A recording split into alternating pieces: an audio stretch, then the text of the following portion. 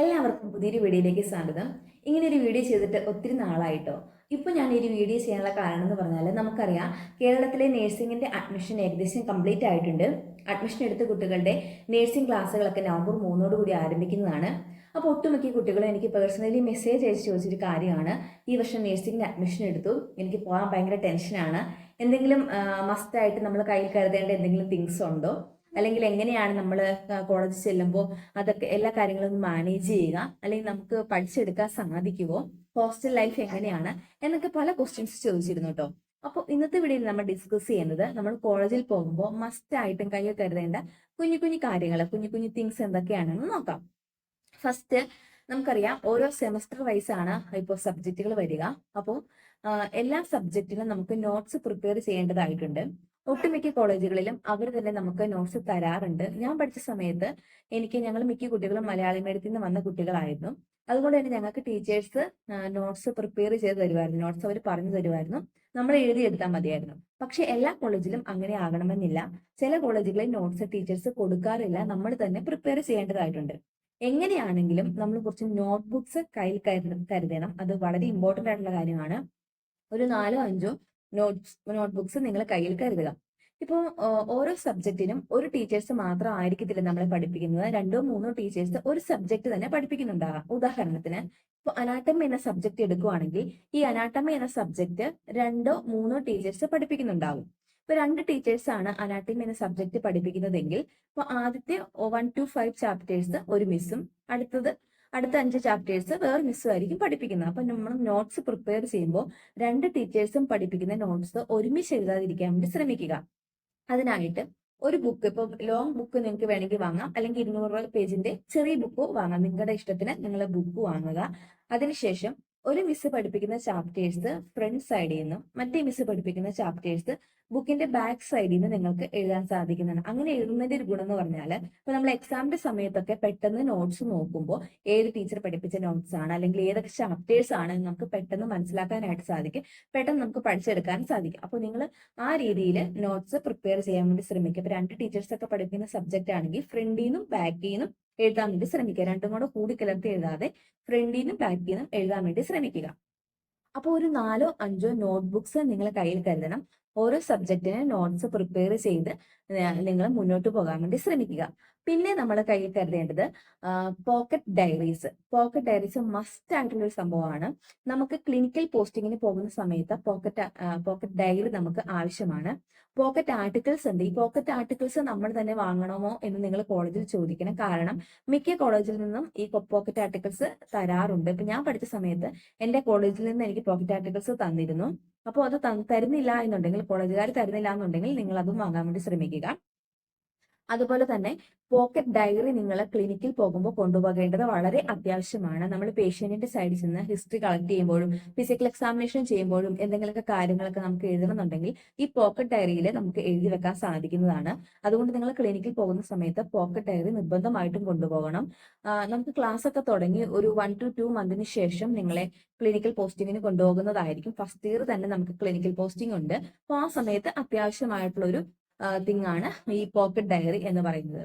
Next നിങ്ങൾ കയ്യിൽ കരുതേണ്ടത് പേന, പെൻസില്, അത് ഇറേസർ, കട്ടർ, അതുപോലെ തന്നെ സ്റ്റാപ്ലർ പിന്ന്, ഇത് നിങ്ങൾ മസ്റ്റ് ആയിട്ടും കയ്യിൽ കരുതണം. ഇപ്പൊ പേനയൊക്കെ വാങ്ങുവാണെന്നുണ്ടെങ്കിൽ blue colour, black colour, red colour, ഈ 3 കളർ പേന നിങ്ങൾ കയ്യിൽ കരുതുക.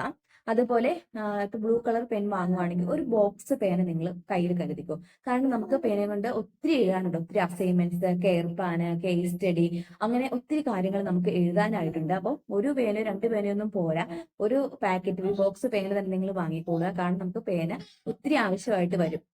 അപ്പൊ പെട്ടെന്ന് പേന തീർന്നു വരുമ്പോൾ അടുത്ത പേന വാങ്ങാനായിട്ട് ഓടേണ്ട ആവശ്യമില്ലല്ലോ. അടുത്ത പേന അപ്പൊ തന്നെ നിങ്ങൾക്ക് എടുക്കാമല്ലോ. അപ്പോൾ ഒരു ബോക്സ് പേന തന്നെ നിങ്ങൾ കയ്യിൽ കരുതുക.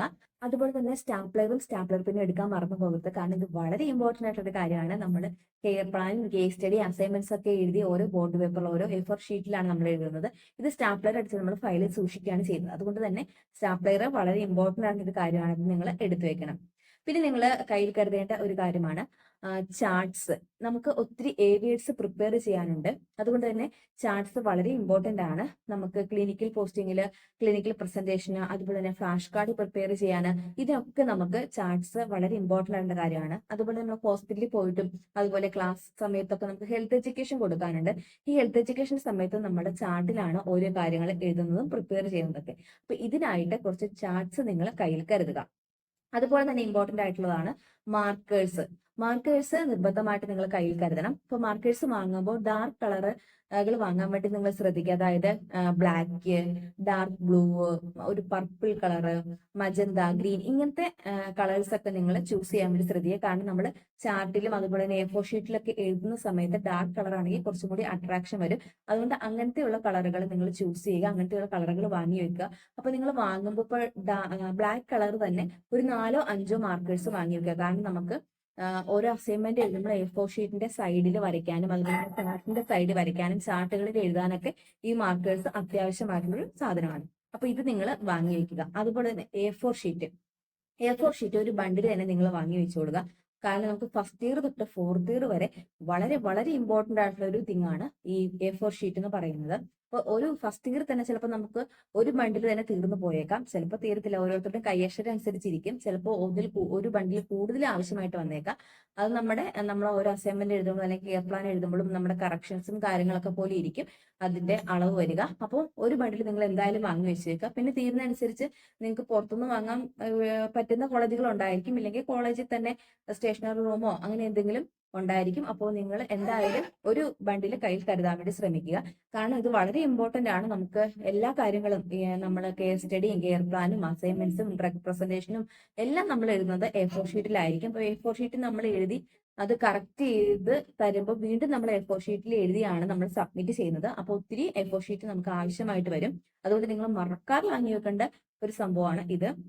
അതുപോലെ തന്നെ A4 ഷീറ്റ് പറ്റുവാണെങ്കിൽ നിങ്ങൾ 4 സൈഡും ബോർഡർ വരച്ച് വെക്കുകയാണെങ്കിൽ നിങ്ങൾക്കത് വളരെ ഹെൽപ്ഫുൾ ആയിരിക്കും. കാരണം നമ്മൾ 4 സൈഡും മാർക്കർ ഉപയോഗിച്ച് ബോർഡർ വരച്ചിട്ടാണ് നമ്മൾ എഴുതുന്നത്. അപ്പോൾ അത് നിങ്ങൾക്ക് ഇപ്പോൾ കോളേജിൽ പോകുന്നതിന് മുമ്പ് വരച്ച് വെക്കുകയാണെങ്കിൽ നിങ്ങൾക്ക് അസൈൻമെന്റും കെയർ പ്ലാനും കേസ് സ്റ്റഡി ഒക്കെ എഴുതുന്ന സമയത്ത് അത് യൂസ്ഫുൾ ആയിരിക്കും. അത്രയും സമയം നിങ്ങൾക്ക് വേസ്റ്റ് ചെയ്യേണ്ട ആവശ്യം വരില്ലല്ലോ. പെട്ടെന്ന് നിങ്ങൾക്ക് എഴുതാനായിട്ട് സാധിക്കും.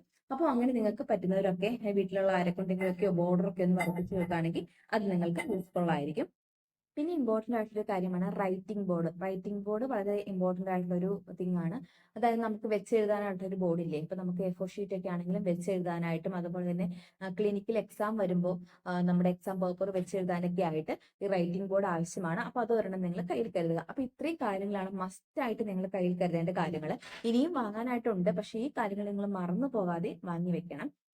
ഇമ്പോർട്ടൻ്റ് ആയിട്ടുള്ള കാര്യങ്ങൾ ഞാൻ ആദ്യം പറഞ്ഞതുപോലെ കുറച്ച് നോട്ട്ബുക്സ്, അതുപോലെ തന്നെ പേന, പെൻസില്, ഇറേസർ, കട്ടർ, സ്റ്റാപ്ലെയർ പിന്ന്, അതുപോലെ തന്നെ പിന്നെ വരുന്നതാണ് പോക്കറ്റ് ആർട്ടിക്കിൾസ് നിങ്ങൾ കോളേജിൽ ചോദിക്കുക. അതല്ലാതെ പോക്കറ്റ് ഡയറി, അതുപോലെ തന്നെ മാർക്കേഴ്സ്, ചാർട്ട്, ഇത്രയും കാര്യങ്ങൾ നിങ്ങൾ നോട്ട് ചെയ്ത് വെക്കണം. ഇത്രയും കാര്യങ്ങൾ നിങ്ങൾ കൊണ്ടുപോകുകയാണെങ്കിൽ നിങ്ങൾക്ക് അത് യൂസ്ഫുൾ ആയിരിക്കും, നിങ്ങൾക്ക് വളരെ എളുപ്പമായിരിക്കും. പിന്നെ അത് ഓടി നടന്ന് വാങ്ങേണ്ട ഒരു ആവശ്യം വരില്ലല്ലോ.